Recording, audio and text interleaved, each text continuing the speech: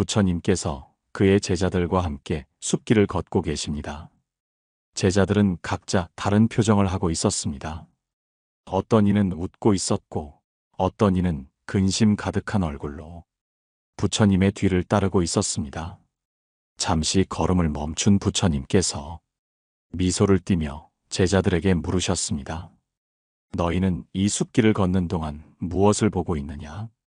제자 중 한 사람이 말했습니다. 스승님, 저는 저 멀리 핀 아름다운 꽃들을 보고 있습니다. 또 다른 제자는 고개를 숙인 채 대답했습니다. 저는 발밑에 가득한 돌멩이와 거친 길만 보입니다. 그러자 부처님께서 고개를 끄덕이며 말씀하셨습니다. 모든 길은 꽃과 돌멩이로 이루어져 있느니라. 그러나 너희가 무엇을 보고 무엇을 느낄지는 너희 마음이 선택하는 것이다. 이 말에 제자들은 고개를 끄덕이며 한동안 침묵 속에서 걸음을 옮겼습니다. 우리는 모두 이 숲길을 걷는 제자들과 같습니다. 같은 길을 걷지만 누군가는 꽃을 보고 누군가는 돌멩이를 보며 살아갑니다. 여러분은 어떤 마음으로 이 길을 걷고 계신가요? 이번 방송에서는 삶의 근심과 걱정이라는 주제를 통해 우리가 보는 돌멩이가 사실은 꽃으로 바뀔 수 있다는 이야기를 나눠보려 합니다. 근심 걱정은 허상이다라는 주제를 바탕으로 우리의 마음을 좀 더 가볍게 만들어줄 부처님의 가르침과 이야기를 함께 나누겠습니다. 여러분도 공감하실 수 있는 사연과 교훈을 통해 오늘의 이야기가 마음 한편의 위로가 되기를 바랍니다. 먼저 우리 삶의 일상에서 찾아오는 걱정과 근심의 본질에 대해 생각해 보겠습니다. 아침에 눈을 뜨자마자 머릿속을 채우는 생각들. 오늘도 잘 해낼 수 있을까? 이번 달 월세는 어떻게 내지? 내일 있을 발표 준비는 끝났나? 이러한 걱정들은 우리 일상을 잠식해버릴 만큼 무겁게 느껴질 때가 많습니다. 하지만 이 걱정들이 정말로 실체가 있는 걸까요? 부처님께서는 제자들에게 이런 질문을 던지신 적이 있습니다. 너희가 걱정하는 일이 실제로 일어난 적이 몇 번이나 있었느냐? 이 물음에 제자들은 한참 동안 침묵했지만 그중 한 사람이 조심스럽게 대답했습니다. 스승님, 제가 걱정했던 일의 대부분은 일어나지 않았습니다. 부처님께서는 웃으며 말씀하셨습니다. 그렇다면 너희가 걱정하는 일은 마치 꿈속의 그림자와 같지 않겠느냐? 그것이 너희의 현실이 아니라면 왜 그것에 매달려 스스로를 괴롭히느냐? 이처럼 우리의 걱정은 실제로 존재하지 않는 경우가 많습니다. 그저 우리의 머릿속에서 만들어낸 그림자에 불과합니다. 그림자가 아무리 커 보여도 그것은 빛과 함께 사라질 운명을 가지고 있습니다. 청취자 여러분, 오늘 하루를 돌아보며 자신에게 물어보세요. 나는 오늘 몇 번이나 걱정이라는 그림자 속에 갇혀 있었는가? 그리고 그 걱정들이 과연 실제로 나를 위협했던 일인지 아니면 단지 내 상상 속에서 만들어진 허상인지 점검해 보세요. 우리는 지금을 살아가야 할 시간입니다. 과거에 매달리거나 미래를 두려워하기보다는 현재의 이 순간을 만끽해야 할 이유가 여기에 있습니다. 혹시 지금도 마음 한편에 무거운 짐을 지고 있는 분이 있다면 그 짐을 잠시 내려놓아 보세요. 부처님께서 말씀하셨듯이 근심 걱정은 허상일 뿐입니다. 자, 이제 우리는 근심 걱정이 허상임을 깨닫는 첫걸음을 떼었습니다. 하지만 이 깨달음만으로 우리의 일상에서 근심 걱정이 완전히 사라지는 것은 아닙니다. 삶의 크고 작은 순간마다 여전히 걱정이 우리를 찾아옵니다.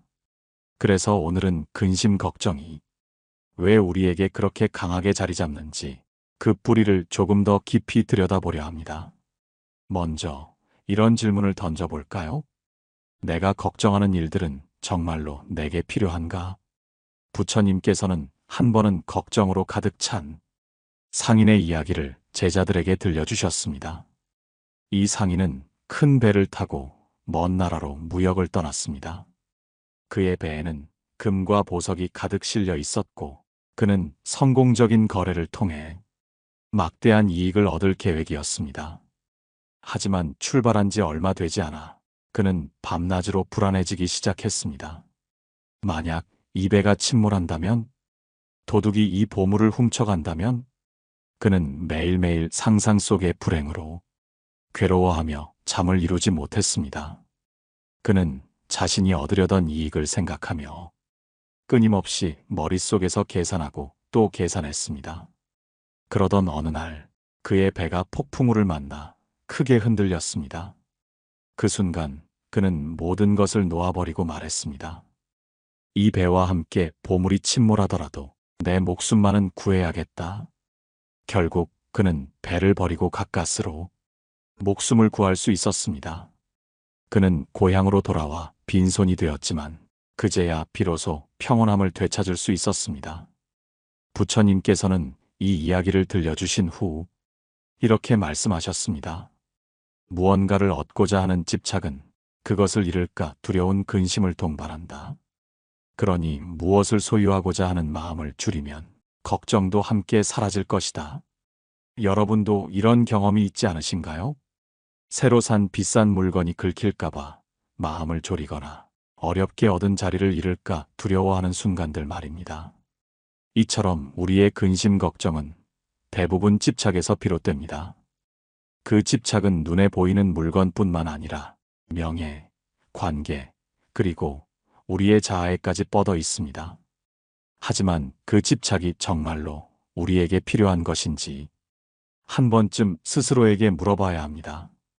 다음으로 부처님께서 설하신 또 다른 이야기를 소개하고 싶습니다. 한 제자가 부처님께 물었습니다. 스승님, 저는 어째서 항상 걱정이 떠나지 않는지 모르겠습니다. 마음을 비우려고 노력해도 자꾸만 걱정이 저를 찾아옵니다. 부처님께서는 미소를 지으며 그를 데리고 강가로 가셨습니다. 그리고 나뭇가지 하나를 꺾어 제자에게 건네셨습니다. 이 나뭇가지를 강물 위에 띄워 보아라. 제자는 부처님의 말씀대로 나뭇가지를 물 위에 띄웠습니다. 그러자 나뭇가지는 강물 위에 떠내려가기 시작했습니다. 부처님께서 물으셨습니다. 저 나뭇가지는 지금 어디로 가고 있느냐? 제자는 대답했습니다. 물이 흐르는 대로 떠내려가고 있습니다. 부처님께서는 고개를 끄덕이며 말씀하셨습니다. 마음의 근심 걱정도 저 나뭇가지와 같으니라. 너는 그것을 붙잡고 싶어 하지만 사실 그것은 내 손을 떠나 이미 흘러가고 있는 것이다. 그러니 내가 할 일은 단지 그것을 흘려보내는 것이니라. 우리가 걱정에 사로잡히는 이유 중 하나는 그것을 붙잡고 놓지 않으려는 마음 때문입니다. 우리는 걱정을 붙잡음으로써 어떤 해결책을 찾을 수 있다고 믿습니다. 그러나 실상은 그렇지 않습니다. 걱정을 붙잡고 있는 동안 우리는 오히려 현재의 행복과 평안을 놓치고 있을 뿐입니다. 청취자 여러분, 지금 여러분을 괴롭히는 걱정 하나를 떠올려 보세요. 그리고 상상해 보세요. 그 걱정이 강물 위에 떠 있는 나뭇가지라고. 그것이 여러분의 손을 떠나 멀리 흘러가도록 마음속에서 놓아보세요.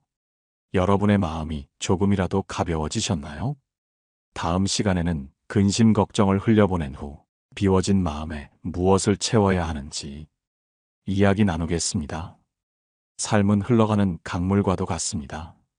그 강물을 거스르지 않고 그저 흘러가는 대로 따라가는 법을 배워봅시다. 근심 걱정을 흘려보내고 마음을 비우는 법에 대해 이야기를 나누었습니다. 하지만 비워진 마음을 그대로 두는 것은 또 다른 문제를 불러올 수 있습니다. 왜냐하면 마음은 빈 공간을 싫어하기 때문입니다. 비워진 마음에 무엇인가를 채워넣지 않으면 우리는 다시 불안과 집착으로 그 공간을 채우려 할 가능성이 큽니다.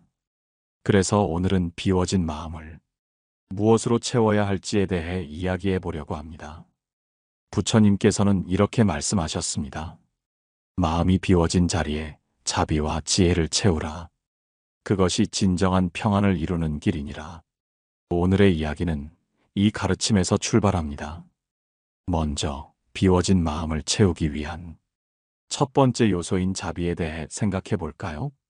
자비는 단순히 남을 불쌍히 여기는 마음이 아닙니다. 그것은 타인의 고통을 자신의 고통처럼 느끼고 그 고통을 덜어주고자 하는 진심 어린 마음입니다. 부처님께서는 자비심이 어떻게 우리 마음을 치유하고 평안을 가져오는지 알려주는 이야기를 들려주셨습니다.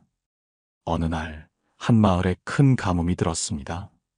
마을 사람들은 물이 부족해 다들 신경이 날카로워지고 서로를 원망하며 다투기 시작했습니다. 그러던 중 한 청년이 마을 사람들을 위해 작은 우물을 파기 시작했습니다. 주변 사람들은 그에게 이렇게 말했습니다. 내가 아무리 애를 써도 이 가뭄에 물이 나올 리 없다. 하지만 청년은 포기하지 않았습니다. 매일 땀을 흘리며 우물을 팠고 결국 물이 솟아올랐습니다. 청년은 그 물을 마을 사람들과 나누었고 모두가 목마름에서 벗어날 수 있었습니다. 부처님께서는 이 이야기를 들려주시며 말씀하셨습니다. 자비는 마치 가뭄 속에서 우물을 파는 것과 같다. 비록 처음에는 힘들고 지치더라도 결국 그것은 자신과 주변 사람들에게 모두 이로움을 주느니라. 청취자 여러분, 우리도 이 청년처럼 자비를 실천할 수 있습니다. 가까운 가족이나 친구 또는 낯선 사람에게 따뜻한 말 한마디를 건네는 것으로도 충분합니다. 그 작은 자비가 여러분의 마음을 평화롭게 만들고 다른 사람에게도 큰 힘이 될 것입니다. 자, 이제 두 번째 요소인 지혜로 넘어가 보겠습니다. 부처님께서는 지혜를 모든 것을 있는 그대로 보는 힘이라고 말씀하셨습니다. 우리가 걱정과 근심에 사로잡히는 이유는 사물을 있는 그대로 보기보다는 우리의 고정관념과 두려움으로 왜곡해서 보기 때문입니다. 지혜를 채운다는 것은 이러한 왜곡을 걷어내고 사물을 있는 그대로 바라보는 연습을 하는 것을 의미합니다. 부처님께서는 제자들에게 한 번은 이런 예를 들어주셨습니다. 어느 날 제자가 숲을 걷다가 멀리 나뭇가지가 흔들리는 모습을 보고 두려워했습니다. 스승님, 저 나뭇가지에 뱀이 있는 것 같습니다. 저는 그곳을 지나가기가 두렵습니다. 부처님께서 미소를 지으며 제자와 함께 나뭇가지 가까이 다가가셨습니다. 그리고 나뭇가지를 들어 올리며 말씀하셨습니다. 이것은 뱀이 아니라 단지 부러진 나뭇가지일 뿐이다. 내 두려움은 실제하지 않는 허상이니라. 이처럼 지혜는 우리의 두려움과 걱정을 실체적으로 바라보고 그것이 허상임을 깨닫는 힘을 줍니다. 우리가 가진 걱정의 대부분은 마치 어둠 속에서 뱀처럼 보이는 나뭇가지와 같습니다. 빛을 비추고 그것을 자세히 들여다보면 그것이 두려워할 대상이 아니라는 것을 알게 됩니다. 청취자 여러분, 지금 여러분의 마음 속에서 뱀처럼 보이는 것이 무엇인가요?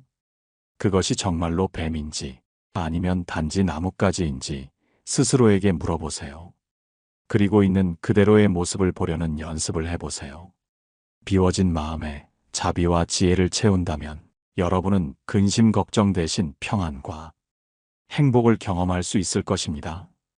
자비는 우리의 마음을 따뜻하게 만들고 지혜는 우리의 시야를 넓혀줍니다. 마음속에 자비와 지혜를 채웠다 하더라도 그것이 단번에 우리의 삶을 변화시키는 것은 아닙니다. 자비와 지혜는 우리의 마음속에서 자라나고 꽃 피우기 위해 지속적인 실천과 노력을 필요로 합니다. 오늘은 자비와 지혜를 어떻게 일상 속에서 실천하며 우리의 삶에 뿌리내릴 수 있을지에 대해 이야기해 보겠습니다. 부처님께서는 항상 실천의 중요성을 강조하셨습니다. 말로만 1000마디를 외우는 것보다 한 가지를 실천하는 것이 더 크니라. 이 말씀은 우리가 자비와 지혜를 단순히 마음속에 품는 것에 그치지 말고 행동으로 옮길 것을 권유합니다. 자비와 지혜는 작은 실천에서 시작됩니다. 그 첫 번째는 바로 관용입니다. 관용이란 다른 사람의 부족함이나 실수를 이해하고 용서하는 마음입니다. 부처님께서 제자들에게 들려주신 한 노부부의 이야기가 떠오릅니다. 어느 날 한 노부부가 부처님을 찾아왔습니다. 그들은 자주 다투며 서로에게 상처를 주고 있다고 고백했습니다. 부처님께서 미소를 지으며 물으셨습니다. 너희는 서로의 어떤 점 때문에 다투느냐? 노부부는 서로를 가리키며 상대방의 잘못과 단점을 열거하기 시작했습니다. 그러자 부처님께서는 두 사람에게 각각 다른 씨앗을 건네주셨습니다. 그리고 말씀하셨습니다. 이 씨앗을 심고 물을 주어라. 그리고 싹이 틀 때까지 상대방의 장점을 3가지씩 찾아 서로에게 말하라. 노부부는 반신반의하면서도 부처님의 말씀을 따르기로 했습니다. 날마다 서로의 장점을 찾아 말하는 동안 그들의 마음속에서 관용과 자비가 자라나기 시작했습니다. 싹이 트던 날 두 사람은 더 이상 다투지 않게 되었다고 합니다. 이 이야기는 우리의 일상에서도 그대로 적용될 수 있습니다. 가족, 친구, 동료 그리고 낯선 사람들까지 그들의 단점에 초점을 맞추기보다 장점을 발견하고 말로 표현해 보세요. 그 작은 노력이 우리 삶을 얼마나 따뜻하게 만드는지 경험하게 될 것입니다. 두 번째 실천 방법은 경청입니다. 경청은 자비와 지혜를 행동으로 옮기는 가장 쉬우면서도 강력한 방법입니다. 부처님께서도 늘 제자들의 말을 귀 기울여 들으셨습니다. 어느 날 한 젊은 제자가 부처님을 찾아와 고백했습니다. 스승님, 저는 요즘 자꾸 다른 사람들에게 화를 내고 맙니다. 저도 그게 옳지 않다는 걸 알지만 멈출 수가 없습니다. 부처님께서는 아무 말씀 없이 그의 이야기를 끝까지 들으셨습니다. 그리고 고개를 끄덕이며 말씀하셨습니다. 화를 내는 것은 마음속에 고통이 있다는 신호니라. 그 고통이 무엇인지 스스로에게 묻고 그것을 들여다보아라. 그 제자는 부처님의 경청을 통해 스스로의 마음을 깊이 들여다볼 수 있는 용기를 얻었다고 합니다. 우리 주변에도 이런 고통을 안고 있는 사람들이 많습니다. 그들의 이야기를 들어주는 것만으로도 우리는 자비를 실천할 수 있습니다. 마지막으로 실천의 3번째 요소는 현재에 집중하는 것입니다. 지혜는 과거나 미래가 아닌 지금 이 순간에 머무는 데서 꽃 핍니다. 부처님께서는 제자들에게 이렇게 말씀하셨습니다. 과거는 이미 흘러갔고 미래는 아직 오지 않았다. 현재에 충실한 것이야말로 진정한 삶을 사는 길이니라. 청취자 여러분, 지금 이 순간을 살아가고 계신가요? 혹은 과거의 후회나 미래의 불안에 사로잡혀 현재를 놓치고 있진 않으신가요? 한 번쯤 스스로에게 물어보고 지금의 순간을 온전히 느껴보는 연습을 해보세요. 예를 들어 차 한 잔을 마시는 순간에도 그것이 단순히 목을 축이는 일이 아니라 차의 향기와 온기를 느끼는 특별한 시간이 될 수 있습니다. 자비와 지혜를 실천하는 것은 거창하거나 복잡한 일이 아닙니다. 그것은 작은 일상 속에서 마음을 담아 행동하는 것으로 시작됩니다. 오늘 여러분은 어떤 자비와 지혜를 실천하실 건가요? 가까운 사람에게 따뜻한 말을 건네거나 누군가의 이야기를 들어주거나 지금 이 순간을 온전히 느끼는 것만으로도 충분합니다. 지금까지 우리는 마음을 비우고 자비와 지혜로 채우는 법, 그리고 그것을 실천으로 옮기는 방법에 대해 나누었습니다. 오늘은 이 실천이 어떻게 우리의 일상과 내면을 변화시키는지 그 깊은 영향을 이야기해 보겠습니다. 우리는 종종 이렇게 생각합니다. 작은 변화가 정말 큰 영향을 줄 수 있을까? 하지만 부처님께서는 작은 행동이 결국 우리의 삶 전체를 바꾼다고 가르치셨습니다. 그분의 제자 중 한 명인 아난다가 이런 질문을 한 적이 있습니다. 스승님, 제가 매일 자비를 실천하고 지혜를 기르려 노력합니다. 그런데 세상은 여전히 변하지 않는 것처럼 느껴집니다. 이 노력이 정말 의미가 있습니까? 부처님께서는 대답 대신 아난다를 데리고 근처의 산길을 걸으셨습니다.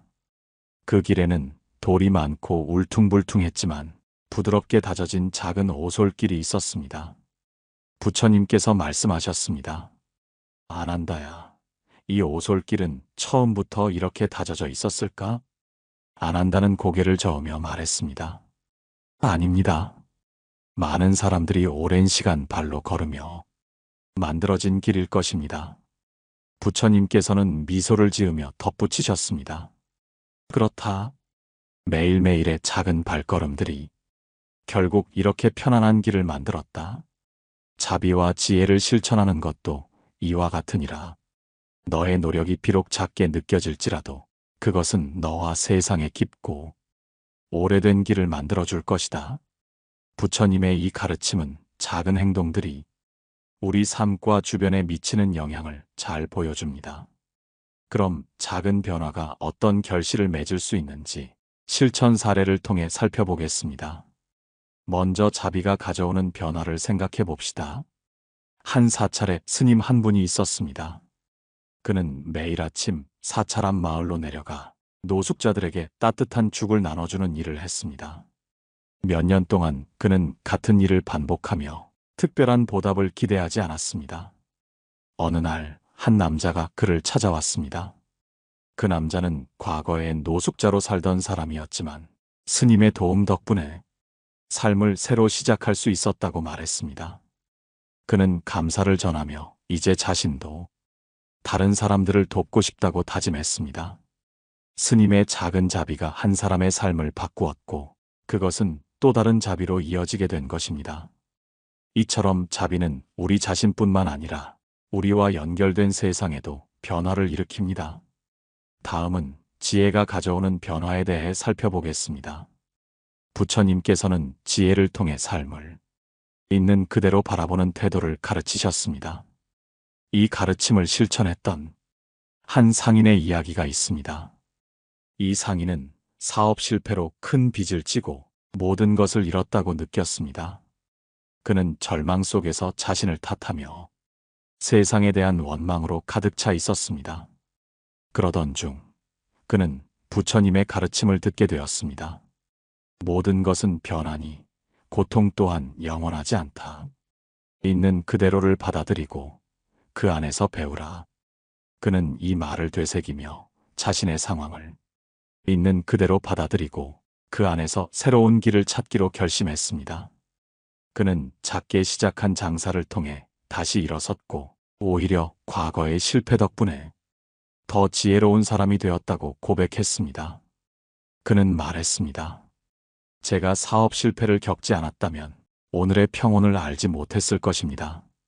그 고통은 저를 더 나은 사람으로 만들어준 선물이었습니다. 청취자 여러분, 자비와 지혜는 우리의 삶에 이렇게 큰 변화를 가져옵니다. 하지만 그것은 단번에 이루어지는 것이 아닙니다. 작은 실천들이 쌓이고 그 실천들이 우리의 마음과 삶을 점차 변화시키는 것입니다. 오늘 여러분의 하루는 어떤 실천들로 채워져 있나요? 작은 자비의 행동 하나, 그리고 작은 지혜의 깨달음 하나가 내일의 여러분을 더 평화롭고 행복하게 만들 것입니다. 작은 발걸음이 오솔길을 만들 듯이 여러분의 작은 행동들이 세상을 더 나은 곳으로 만들 수 있다는 것을 기억하세요. 지금까지 우리는 자비와 지혜의 실천이 개인의 삶을 어떻게 변화시키는지에 대해 살펴보았습니다. 이제는 이 변화가 개인을 넘어 어떻게 우리 사회와 세상 전체로 확장될 수 있는지에 대해 이야기해 보겠습니다. 부처님께서 강조하신 자비와 지혜는 개인의 수행에 그치지 않고 결국에는 공동체의 평화와 조화를 이루기 위한 도구입니다. 어느 날 부처님께서 제자들과 함께 길을 걷고 계셨습니다. 그 길가에는 쓰러진 나무가 있었고 많은 이들이 그것을 피하거나 무심히 지나치고 있었습니다. 부처님께서는 나무를 보며 말씀하셨습니다. 이 나무는 더 이상 열매를 맺을 수 없지만 그늘을 제공하고 나무 조각은 불을 피우는 데 쓰이며 또한 이 땅에 양분을 남긴다. 그런데 왜 사람들은 이 나무를 쓸모없다 여기며 지나치는가? 제자 중 한 명이 대답했습니다. 스승님, 사람들은 자신에게 당장의 이익이 되지 않으면 그 가치를 보지 못합니다. 부처님께서는 미소를 지으며 말씀하셨습니다. 사람은 이익으로만 살아가는 것이 아니니라. 모든 존재가 서로 연결되어 있음을 깨닫고 그 연결 속에서 주고받는 마음이야말로 참된 평화의 시작이니라. 부처님의 이 가르침은 우리에게 중요한 통찰을 줍니다. 개인의 자비와 지혜는 결국 우리의 관계와 공동체, 그리고 더 나아가 세상에 영향을 미칩니다. 우리가 일상에서 실천하는 작은 자비가 어떻게 세상에 파장을 일으킬 수 있는지 그 사례를 살펴봅시다.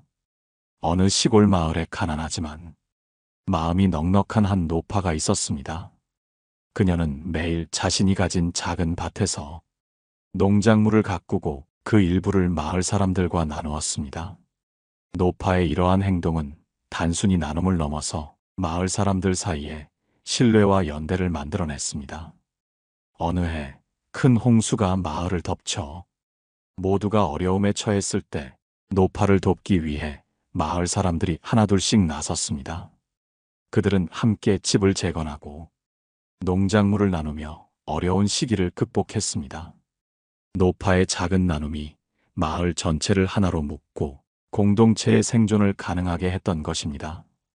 이 이야기에서 알 수 있듯이 자비는 개인의 덕목을 넘어 세상을 더 나은 곳으로 만드는 힘이 있습니다. 지혜 역시 마찬가지입니다. 지혜는 우리를 이기심에서 벗어나게 하고 세상의 다양한 관점을 이해하게 해줍니다.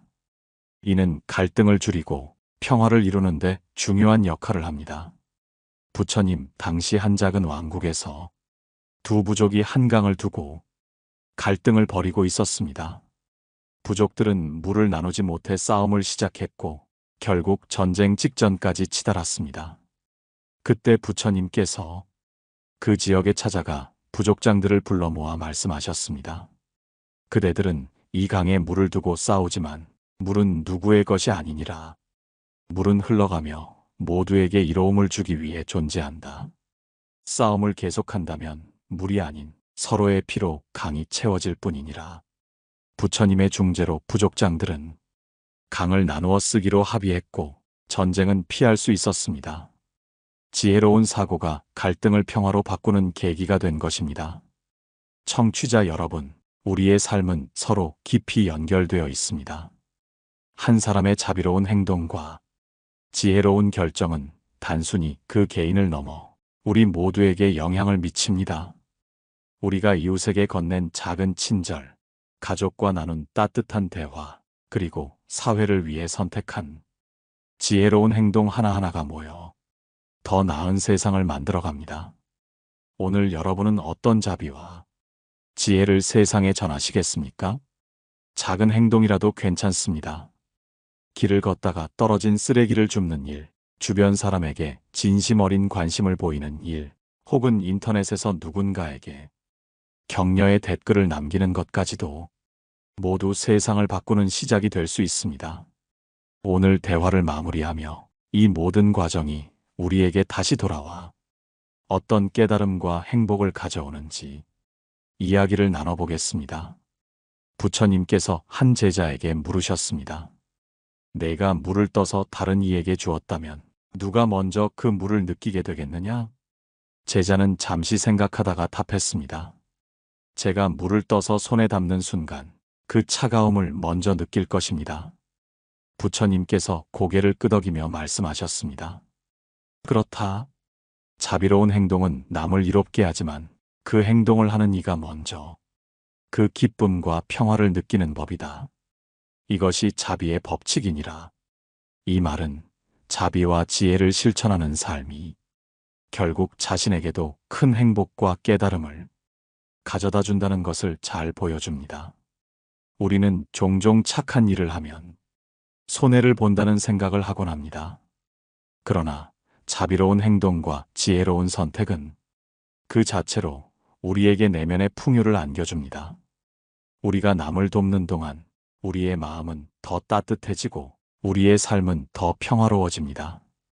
작은 실천을 반복하며 쌓인 자비와 지혜는 결국 우리의 내면을 비옥하게 만들어주는 양분과도 같습니다. 어느 시골 마을에 부지런한 농부가 있었습니다. 그는 매일 아침 일찍 일어나 논밭을 돌보고 이웃들에게도 종종 도움의 손길을 내밀었습니다. 어느 해에는 가뭄이 들었고 많은 농부들이 논밭을 포기했습니다. 하지만 이 농부는 끝까지 물을 나누며 이웃들과 협력했습니다.